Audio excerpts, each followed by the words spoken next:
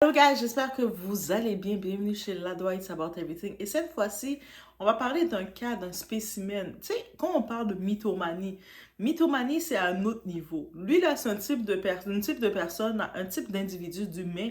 Est-ce qu'on peut l'appeler humain encore? Est-ce qu'il a l'âme d'un humain? Que même si il vous dit dehors, même s'il y a une tempête dehors, et puis il vous dit attention, il y a une tempête dehors, on peut pas le croire. Parce que lui, c'est une bête, c'est un animal, c'est un menteur. Et il a décidé de quitter son pays natal d'origine, le Congo. Donc, il est du Congo et mes amis de Congo, les Congolais, et vous êtes là. Mais lui, là, vous devez le parler. Hein. Parlez à votre frère. C'est pas mon frère, c'est votre frère. Donc, lui, il est venu à l'aventure en France. On va dire que tu quittes ton pays d'origine, c'est pour tu te cherches ta vie, tu veux des meilleures conditions, tu veux démarrer quelque chose, tu veux saisir les opportunités. Lui, il a dit, avec son âme pourrie de menteur, il a dit, ah, je vais arnaquer, voler, manipuler, briser les vies parce que c'est ça que je suis né pour ça. J'ai aucune autre vocation de vie. C'est-à-dire, mesdames, vous voyez un type comme ça qui arrive devant vous. Déjà, le nom qui est utilisé, qui est recherché, parce que là, il est recherché par les autorités. Même le nom qui est recherché, est-ce que c'est réellement son nom? Il a plein d'identités. Lui, c'est un menteur, je vous dis. C'est un menteur. Même s'il dit il est sorti dans les entrailles de sa mère, il est sorti en dedans de sa mère, je vais pas le croire. Je vais dire non, moi je te crois pas. Moi je vais aller directement, je vais dire je ne te crois pas, tu es un menteur. Je vais contester avec lui. Même s'il me dit oui, c'est vrai, c'est ma mère qui m'a fait, je vais dire c'est pas vrai, ta mère ne peut pas t'avoir fait. Comment ta mère, comme humaine, comme femme, elle a pu te faire? Donc je vais le contester. On y va, it's about everything, sans perdre.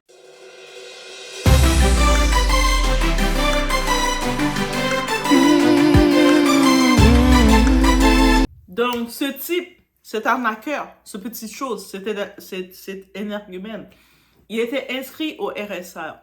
En Europe, en France, le RSA, c'est le service social qui vient en aide aux personnes à faible revenu et tout. Donc, lui, audacieusement, il a quitté le Congo pour s'inscrire au RSA. Il donne une mauvaise image à vous. Le Congo, il vous donne une mauvaise image. Soyez pas fiers de lui. Il n'y a aucune fierté. Même nous, comme enfants d'immigrants, il donne une mauvaise image. C'est un déchet humain. Donc, inscrit au RSA, il profite d'une chose, mais c'est pas ça le problème. En plus de ça, il utilise des fausses identités, tout ça, comme faux médecin avec plus de 5000 patients. Il a saboté la vie de combien de gens qui se retrouvent avec des faux diagnostics. Et même le système, là, on doit en parler de ça. Son nom, en tout cas, le nom qu'il utilise, parce qu'on va comprendre que même son nom, on ne sait même pas si c'est son nom, c'est Clive Etiti. Mais ça, c'est le nom qu'il utilise, il s'est fait prendre. Mais il a plein d'identités, il a plein de femmes, plein de grosses connes qui sont ses femmes. Parce que non, non, non, non, non, mesdames, si tu es avec ce type-là, tu as un problème. Ton Dieu que tu pries, c'est pas un bon Dieu. Tu ne pries pas le même Dieu que nous, parce que impossible. Donc lui, il s'était mis comme faux médecin en psychiatrie. Donc un psychiatre. Dans les lieux où ça s'est passé, c'est à Évreux, de 2015 à 2017. Je commence à douter de l'administration de Évreux. Qu'est-ce que vous faisiez? Est-ce que n'importe qui peut présenter un papier et vous allez le croire? C'est-à-dire que moi, j'arrive, je dis, je suis présidente. Vous allez me donner le titre de présidente.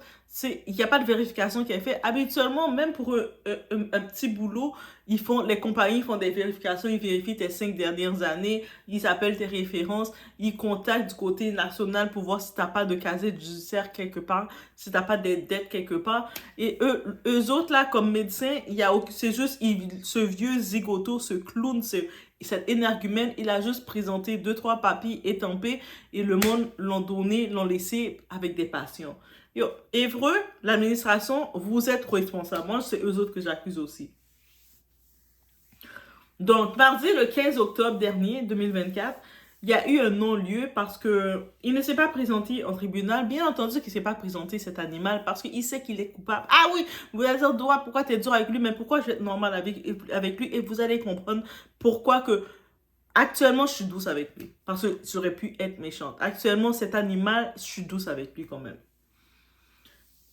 Donc, illégalement, il décide de pratiquer la médecine. Donc, lui s'est levé le matin, il a laissé le Congo, il est venu en Europe, en France. Il a dit, moi, je vais saisir des opportunités. Mon opportunité, je vais prétendre être médecin, je vais saboter des vies, je vais briser les gens, je vais en même temps profiter du système. Ils vont me donner, tu sais, comme des allocations, je vais les prendre. Plus, je vais aller chercher le salaire que je dois aller chercher. Puis c'est ça. Il a été condamné à 4 ans et demi de prison, plus il doit payer certains faits divers dans les parties civiles, mais même à ça, c'est pas assez. 4 ans, c'est une rigolade, là. Tout ce que ça montre, le système dans vos contrôles, dans le contrôle de vérification et tout, il y a un manque. Comment ça, pour quelqu'un, pour être médecin qui vient de nulle part à l'étranger, il n'y a pas plus de vérification. Mais en tant que tel, s'il n'y en avait pas, maintenant, ils vont en avoir. Après, vous allez dire, ah, mais je me sens de la discrimination. Mais c'est à cause d'une grosse énergumène comme lui, un gros sans-dessin comme lui, qui fait que oui, on doit faire plus de vérification. On peut plus faire confiance on peut plus faire confiance à la bonne foi. Vous savez, certains médecins, on arrive avec selon ta bonne foi, on va te laisser passer, mais à cause d'énergumènes, d'animal comme ça, on ne peut plus.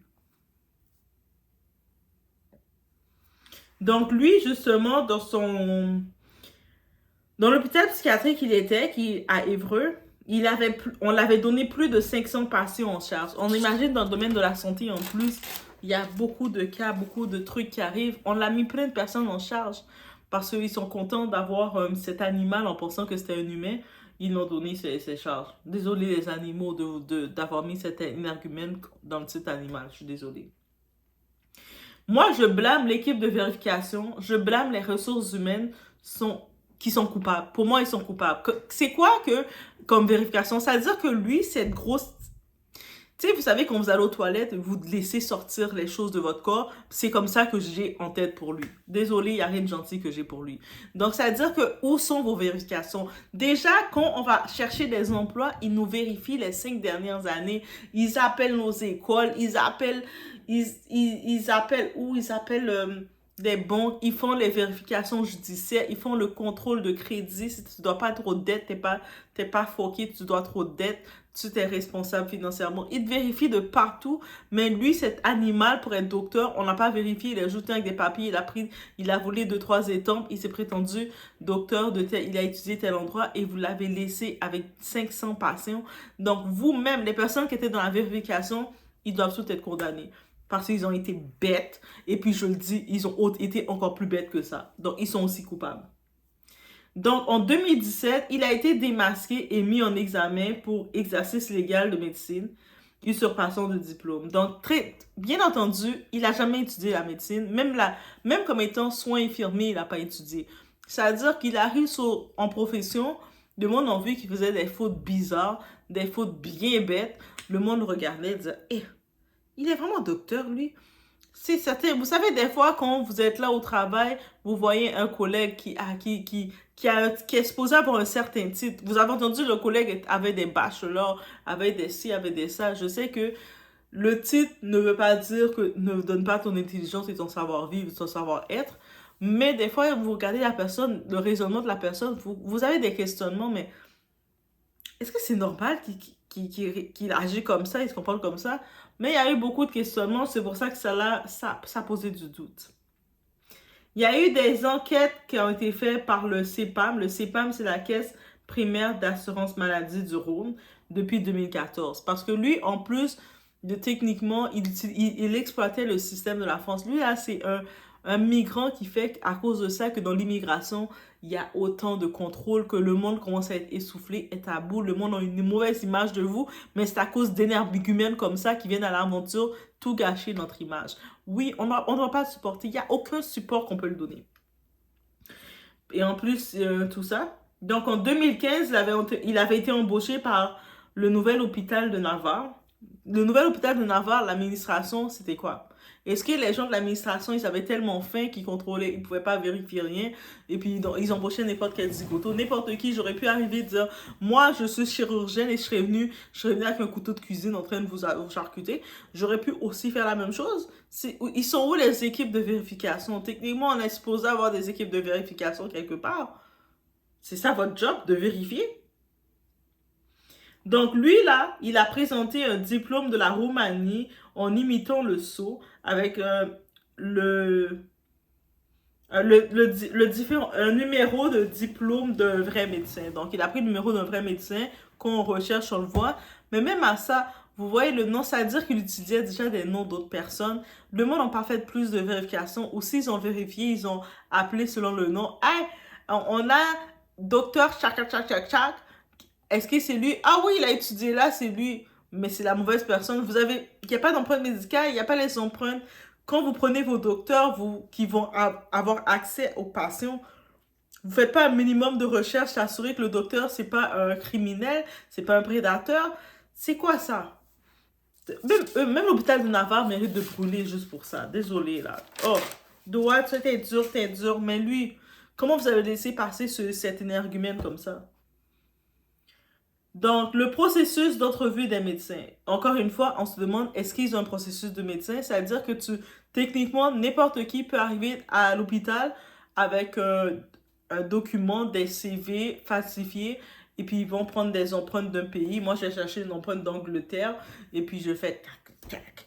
C'est le roi Charles qui m'a authentifié. Et puis, on va me donner titre de chirurgienne. Je vais commencer à vous charcuter. En tout cas, si vous arrivez à l'hôpital, vous avez quelque chose et vous voyez ses doigts qu'elle a. Coucou! Moi, je vais te charcuter. J'ai mon diplôme. Courez.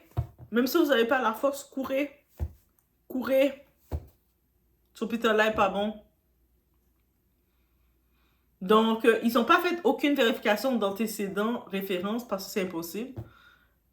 Donc, c'est n'importe qui peut se donner un titre, avoir accès ainsi aux patients, les failles très troubles du système de la santé. C'est ça que ça prouve. Lui, ce type-là, il nous a prouvé la leçon qu'il nous a montré que le système de la santé avait des failles et qu'on devait faire attention. Déjà qu'il y a des failles dans les barrières pour entrer dans les pays comme ça, il y a des failles dans le système de la santé et c'est grave. Ça veut dire que toi, tu es malade, nous, on est malade, on peut pas faire confiance au système de la santé parce que il y a des failles. N'importe qui, n'importe quoi peut rentrer dans le système de la santé et peut avoir accès à ton dossier médical parce qu'il y a un contrôle qui est pas fait. Les personnes de la vérification, les gens dans l'administration, je pense qu'ils sont shootés au tequila parce que c'est impossible. Désolé, oui, doit être direct, t'es trop dur. Mais là, quand j'ai regardé ce cas-là, je me suis dit, il y a quelque chose que je comprends pas. Lui, ce type-là, en plus de percevoir près de 3000 euros dans le RSA, donc les services sociaux, il avait aussi son salaire techniquement de médecin de près de 129 000 dollars, 129 000 euros. C'est-à-dire il falsifiait toutes ces choses en ayant son salaire de médecin. Pendant les 4 dernières années, il recevait encore l'argent des contribuables. C'est-à-dire que lui, c'est le genre de tonton, le genre de gros déchet humain. Il faisait son prétention au pays. Moi, je suis un bon tonton, beau gosse. Moi, je suis un bon tonton, j'ai de l'argent. Yo, t'as des enfants, j'ai pas tes enfants, ils vont payer. Quand tes enfants vont rentrer à l'hôpital, ils vont se retrouver avec des arnaqueurs comme toi, des gros charlatans comme toi. La façon que t'as fait du mal aux gens. Oui, vous allez comprendre pourquoi je suis énervée contre lui. Lui aussi, il mentionnait être le fils du patron des renseignements de son pays d'origine, le Congo. Vous savez quand ça c'est un exemple que je vous dis. Quand vous allez voir quelqu'un là, qui arrive, qui dit, moi dans mon pays, j'étais l'enfant de riche, j'étais ci, j'étais ça, et vous voyez qu'il est rentré à l'aventure, que c'est un moins que rien, c'est un menteur. C'est le truc que je vous ai dit, ça vient de Doha. Ils sont tellement bons pour dire ça. Quand on les entend parler, ils vont toujours dire la même chose. Moi, dans mon pays, j'avais une Rolls-Royce, j'avais 10 000 chauffeurs, j'étais ci, j'étais ça. Mais si tu étais aussi bien que ça dans ton pays, tu fais quoi de venir à l'aventure comme ça? Habituellement, quand tu es dans ces bonnes conditions-là dans ton pays, tu viens peut-être en vacances parce que tu viens te promener avec tes appareils photo, tu viens prendre des photos comme ça dans les pays des gens. Visiter, puis tu retournes chez toi parce que t'es bon chez toi. Mais si tu laisses tout ton confort pour venir à l'aventure, t'étais rien, ok? T'étais dans le désert, dans le Sahara, dans ton pays. Tu mangeais de la farine dans ton pays. Fait que arrêtez, quand ils vous racontent ça, là, quand vous voyez voir un aventurier qui vient vous dire, moi dans mon pays, j'étais riche, j'étais ci, sachez que c'est un gros menteur. Déjà, mettez une banane dans sa bouche. Si vous n'avez pas de banane, mettez n'importe quoi que vous avez dans les mains, dites-le, comme pendant qu'il ouvre sa bouche, vous l'entrez dans sa bouche. Ça, ils aiment tellement se raconter qu'ils étaient quelque chose dans leur pays, alors que tu le vois qu'ils sont rien dans le pays ou en Occident. Peut-être pas qu'ils étaient rien. Arrête de mentir, on n'est pas bête là. On sait que tu crevais dans ton pays. Il y avait même pas d'eau, tu pouvais même pas aller chercher. Il n'y avait pas d'eau chez toi. Tu prenais un puits, tu marchais 15 kilomètres pour aller chercher de l'eau. Et un petit bouquet d'eau là pour nourrir toute ta famille. Et puis vous buvez de l'eau, vous mettez des petites roches dedans. Quand tu mettais les roches avec l'eau, le sel des roches, ça faisait le sel là, les épices dans ta nourriture. Et après, tu mettais des petits fruits que tu avais trouvé dans le chemin, tu le mettais dedans et puis c'est ça que tu mangeais. Là, tu commences à parler dans ton pays que t'étais ci, t'étais ça. Non, t'étais rien, t'es venu à l'aventure comme un gros monteur, là. Bref. Ce type-là, Clive Etiti, ça c'est le nom qu'il utilise, qui a été pris encore une fois. Il a 39 ans, techniquement. A vite pris la fuite en montrant les failles du système. La volonté de bonne foi n'a pas sa place. On peut pas maintenant, en 2024, juste y aller selon la bonne foi. Avant, on pouvait le faire, mais à cause d'animaux comme ça, d'énergumènes comme ça, on ne peut plus le faire. Il utilisait une dizaine d'identités, des faux diplômes de médecin. Il avait le tampon ou des tampons de la Roumanie et de diverses associations, un peu de partout. Il manipulait tout. Il arrivait au restaurant, il vous manipulait. Il manipulait tout. C'était un menteur. Documents falsifiés pour profiter du RSA et du système et de tout le monde. Il y a eu des victimes. Il y a eu des patients victimes, malheureusement. Repose en paix et j'espère qu'il va avoir justice. Que si lui, ce type-là, il n'a pas justice sur la terre, il va avoir, parce que le 4 ans qu'on l'a condamné, c'est rien. Mais il va avoir justice. Il va avoir justice. Il va avoir justice, ok? Et sur ces 7 générations, c'est-à-dire que ces enfants qui font ces petits-enfants, ces petits-petits-enfants, sur ces 7 générations, ils vont payer. Parce que ce qu'il a fait, c'est de la méchanceté. Donc, il y a eu 2 décès de patients. Oui. 2 décès de patients à cause de lui. Donc, ces 7 générations vont payer pour sa méchanceté. Il a eu un manque de prise en charge adaptée, qui ont manqué de prise en charge, des personnes qui avaient des besoins spécifiques, qui étaient allées pour chercher ces besoins-là, ils sont tombés sur cet énergumène, sur cet animal, sur cet animal, sur son cœur, sur tout ce que vous pouvez imaginer. Vous savez, déjà dans le côté de la santé mentale, c'est encore très marginalisé, c'est très compliqué d'aller chercher de l'aide. Il y a un des patients, il était schizophrène, il avait... Et lui, cet animal, ce Clive, cet animal, il avait refusé l'hospitalisation malgré les diagnostics antérieurs. Donc, dans son dossier, il devait avoir resté hospitalisé, il devait rester sous traitement, mais lui, il a refusé. Il a dit, ah, va-t'en, toi, t'es correct. Méchanceté qu'il est. Ces 7 générations vont payer, je vous jure, ces 7 générations vont payer. Et puis ce patient-là, justement, il s'est enlevé la vie après ce refus. Parce que même le patient sentait qu'il avait besoin de l'aide, de soutien, d'encadrement. On l'a refusé. Il a dit, mais j'ai plus rien à faire, je suis pas capable d'arriver tout seul. Il s'est enlevé la vie. Le pire, ce type, il avait la capacité de prescrire des médicaments. Il avait une vie lamentable et de mensonges. Rien de plus, rien de bon chez lui. 7 générations vont payer pour ça. On peut imaginer aussi, dans ce côté sentimental, c'est un faux célibataire. Ils sont enregistrés comme étant célibataires.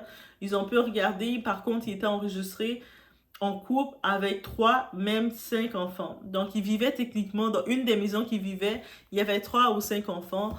Mais tu sais, un type comme ça, il peut avoir au moins une vingtaine d'enfants parce qu'il y a toujours plein de connes un peu partout qui vont voir un petit tonton arriver qui fait semblant de dire moi au Congo, je suis un bon gars, je suis riche. Et tu vas voir la petite conne va le mettre chez lui, va tout. Et puis elle va mettre tout à son nom. De temps en temps, il va prendre une enveloppe, il va lui lancer comme ça. Et puis elle va faire ah, moi j'ai un bon homme.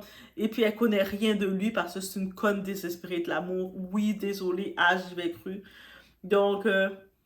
Mais selon ses déclarations fiscales, il avait une dizaine d'identités différentes. Donc, on peut déjà imaginer du côté sentimental que il a aussi eu le gouvernement, l'État, il a eu les contribuables, il a eu les patients, mais du côté maintenant de vie sentimentale, est-ce que vous pensez qu'il n'a pas eu les gens? Bien entendu qu'il a eu les gens. Tu imagines combien de femmes qu'il pouvait avoir, que ce soit en France, que ce soit en Roumanie, que ce soit un peu partout. Les femmes, déjà, il y a des femmes désespérées de l'amour qu'il a pu avoir. Peut-être il a été rendu à une dizaine de foyers.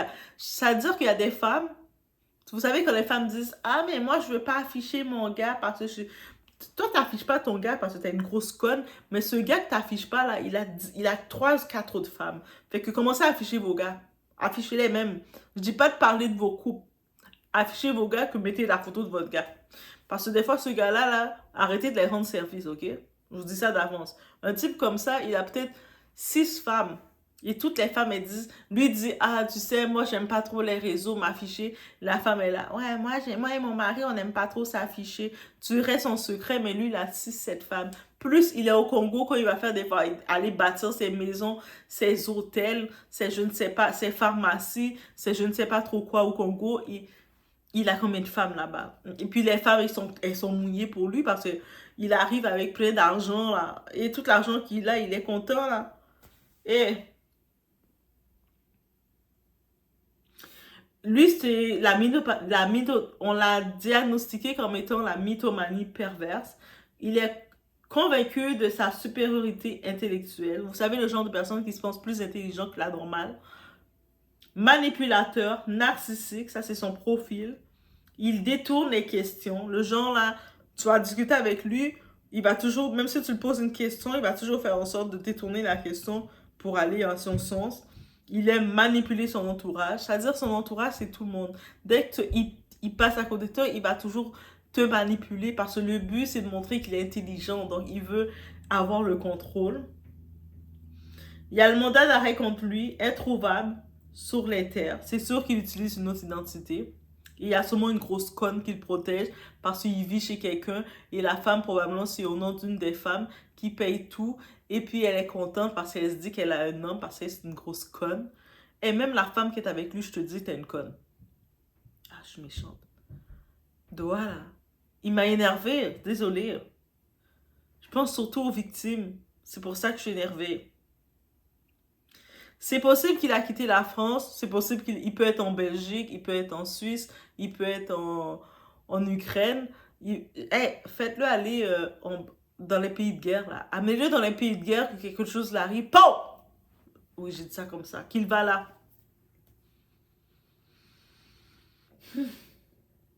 C'est possible aussi qu'il est retourné au Congo parce qu'on sait que quand ils ont fini de faire leur crime en Occident, ils retournent au Congo et puis ils sont fiers d'eux comme des héros. Ils sont comme yeah, yeah, yeah, je les ai eus. Yeah, yeah, j'ai eu le blanc. Le blanc, c'est facile de l'avoir.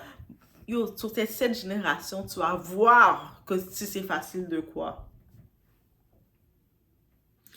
Et puis lui, quand le malheur va l'arriver, ça va être le genre de gros con à maudire les sorciers de sa famille. Si j'ai des malheurs, c'est à cause de ma famille. Alors s'il a des malheurs, c'est à cause de sa propre vie de pathétique de menteur. Lui, donc, il a des fausses adresses, fausses identités. Il gère plusieurs vies parce qu'à chaque identité, c'est sa vie. Donc, combien de vies qu'il a, je vous pose la question. On essaie de faire ensemble. Il se promène avec plein de tampons officiels de diverses institutions, notaires, ministres, pour crédibiliser ces faux documents. C'est un profil très dangereux d'imaginer de tomber sur un type de la sorte. Il a la prétention d'être un individu important au pays ou d'avoir des biens.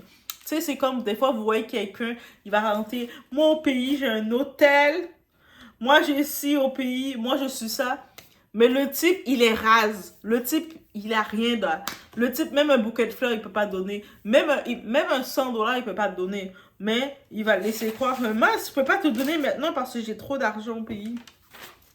Puis toi, t'es là, tu l'écoutes, t'es comme, ah oui, il a beaucoup d'argent au pays, c'est quelqu'un, il est rien. Arrêtez de tomber dans ça. Je vous dis d'avance, arrêtez de tomber dans ça parce que des animaux comme ça, des énergumènes comme ça, il y en a encore plus. Parce qu'il y en a plein qui sont rentrés avec la fausse immigration, ils sont sans papier, eux autres recherchent des citoyennes, ils recherchent le même pour essayer d'avoir, arnaquer, faire semblant, dire ah, mais tu sais, nanana, moi je suis chi, j'ai étudié chat, moi j'étudie chi, moi je suis chi, toi t'es rien, toi tu chies, ok? Toi tu chies. Ok, c'était cette nouvelle-là que j'ai vue qui m'a énervée, guys. Donc, je vous laisse sur ce. Laissez-moi savoir ce que vous en pensez de cette nouvelle. Et puis, oui. Faites attention. Ça nous rappelle d'être vigilant, d'avoir du discernement. Quand je vous réclame le discernement, là, de le demander. Si vous ne l'avez pas, on veut être naïf. Parce que oui, en époque, on voulait être naïf et croire à la bonté, à la bonne foi des gens. Mais on se rend compte qu'on ne peut pas le faire. Même avec ton médecin, si tu vois qu'il dit des choses bizarres, tu as le droit de contester, le challenger, là. Je te challenge, toi. Tu as le droit. Parce que on voit comment ils sont audacieux. Bref, je vous laisse sur ce. Faites attention à vous, soyez vigilants. Et la façon dont je raconte des nouvelles, moi je suis intense. Mais c'était avec plein d'amour et de bienveillance. On se voit aux prochaines vidéos. Faites attention.